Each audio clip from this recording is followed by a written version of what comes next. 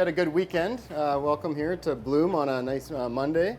I'm Chef Dan McCowan. I'm the executive chef at Bloom in Conestoga College in Waterloo. What we're doing today is we're going to build our flank steak dish. It is a grilled flank steak with some potato and goat cheese croquettes, some roasted heirloom tomatoes, a little bit of broccolini, and some horseradish jus.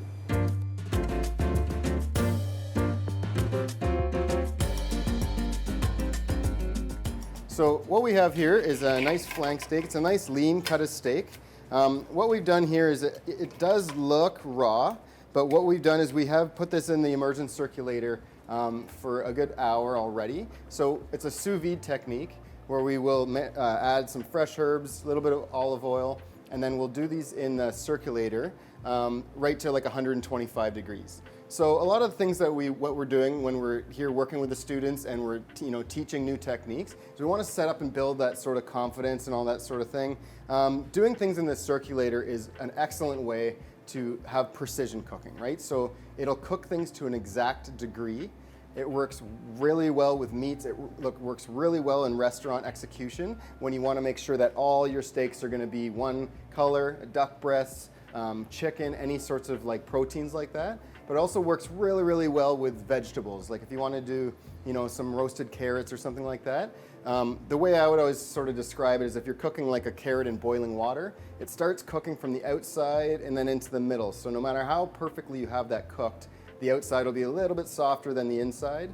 Whereas the circulator, it's precision cooking and it's even consistently because you're cooking to a specific degree. So that same carrot will be cooked identically all the way through.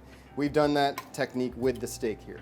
So all we have to do as we're building this, when we get an order for this in the kitchen, is we just need to do a nice sear, get those nice grill marks on our steak, but knowing we don't have to cook that for very long, we just want to re-therm it because that is going to be already starting with a perfect mid-rare steak. So just have that on the grill. Hearing that nice sear, that's exactly what we're looking for. You want to make sure you have a nice hot spot on your grill and just let that kind of go and get your nice caramelization. That sear there, all that nice caramelization is really where you're building a lot of that flavor. So we don't want to mess with it too much. We want to make sure that that is just going to be maybe one flip, another one over, and then we'll let that rest and slice it. Like I said, we've already done most of the cooking process. It's only about a 6-ounce cut of steak, so it's only going to take a couple minutes there. So while that's cooking, I think I'm going to take a step over and start building the rest of our dish here. So over here we have some beautiful heirloom tomatoes. We've got a couple different colors. These are beautiful. We get obviously in Ontario amazing tomatoes all the way through our summer season, but these also are available grown locally in greenhouses. So we can get these year-round. In Elmira they do some excellent cherry tomatoes that we get year-round. We're really sort of spoiled to have these as an option. But what I'm going to do here is just take a couple slices of each color so we can get some really nice color on our plate.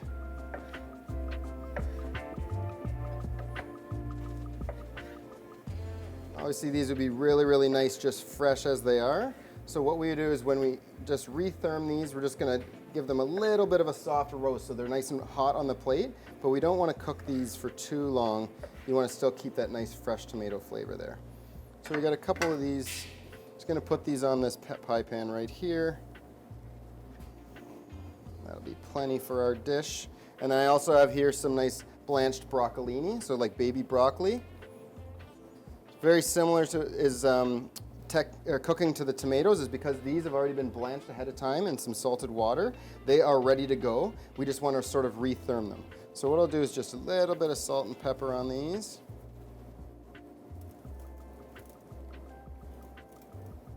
I'm going to put them just in the salamander here, which is very hot. It's going to give that a nice sort of char on there. Then what we have here is our goat cheese and potato croquettes. So essentially what we've done with these is it's like a mashed potato. Think like a really nice like tater tot kind of idea. So we've taken like mashed potatoes when they're really still nice and hot, folded in a whole lot of goat cheese, some grated nutmeg, and a little bit of lemon zest. So it's got a bit of that depth to flavor. And then what we'll do is make them, scoop them, and then we pop them into the blast chiller so they freeze up a little bit so that they can be breaded. Obviously trying to bread hot, fresh mashed potatoes would make for quite a mess, and we don't want to set up the students for failure. So that just technique allows us to sort of bread them, and then we sort of keep them like sort of like that, just sort of wanting to crisp up that outside. So by the time these are cooked, they're going to be a nice crispy breaded outside. The breading itself also has lemon zest, a little bit of chili flake and fresh herbs, and then some panko breading.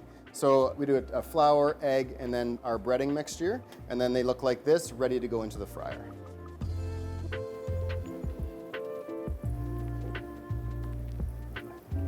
Okay, so I'm just going to drop these quickly. They won't take very long to cook. While that's down, I'm going to go back and check on my steak. So as we're back on the grill here, again, just going to give that one nice flip. You can see we've got a little bit of nice caramelization already happening on that side. That's really all we sort of need, is just to want to finish that on that side there. Done these sort of techniques many times over my career in restaurants, because what happens is you want to always set yourself up for success. We call it mise en place for a reason. Mise en place means everything in its place, and that goes way farther than just having all your pans there, all your rags and tools ready and available. What you want to do is always take as many steps as you can to be set up. And what I always tell the students or any cooks I've worked with is you want to do that as much as possible, and the only outlier is something that's going to affect the quality. So you're not going to cook and grill everything way ahead of time. It's not going to be nice as fresh, but everything that you can do ahead of time, we will. So that by the time you are ready to go, that's why we do the sous vide cooking.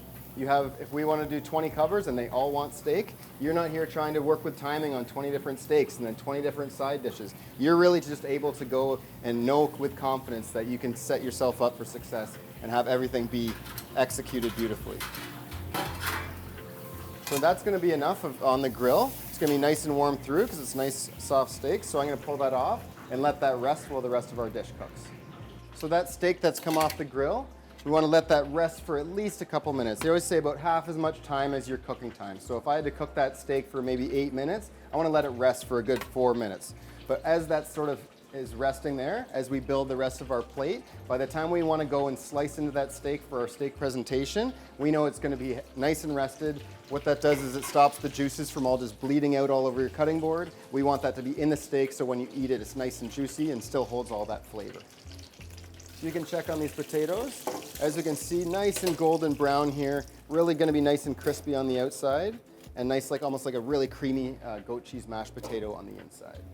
So I want to transfer these so we can get them over to the plate without taking the fryer basket with us.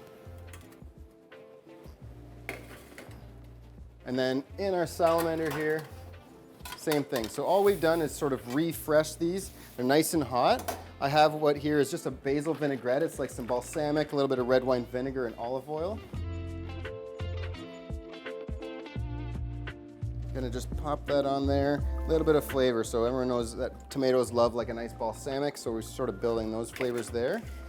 And as I talk about mise en place, so as we get ready, all our ingredients are together, so we can start building our plate, because everything's done here. So we have here is a preserved lemon aioli. Just taking some of the like fresh lemon, emulsified that with a little bit of fresh herbs, some nice olive oil. Gonna build that in a nice circle. What we're doing is building a sort of a framework for how we're gonna put this plate together. So we have these croquettes here. I'm gonna go 1, 2, 3. Pick your 4 nicest ones. Set that one aside. And then what we're gonna do, same thing, is sort of build our plate here. A couple pieces of that broccolini. A couple of these tomato wedges. We're gonna follow that same pattern we built with our croquettes. 1, 2, 3, 4. We have our plate, now we have our croquettes, our veg is all sort of laid out here. What we're gonna do is just slice into our steak here. As you can see, even though it was only on the grill for a couple minutes, we have beautiful, nice color to that. And we're gonna sort of build that. So following that same path that we built with the steak, kind of going all around,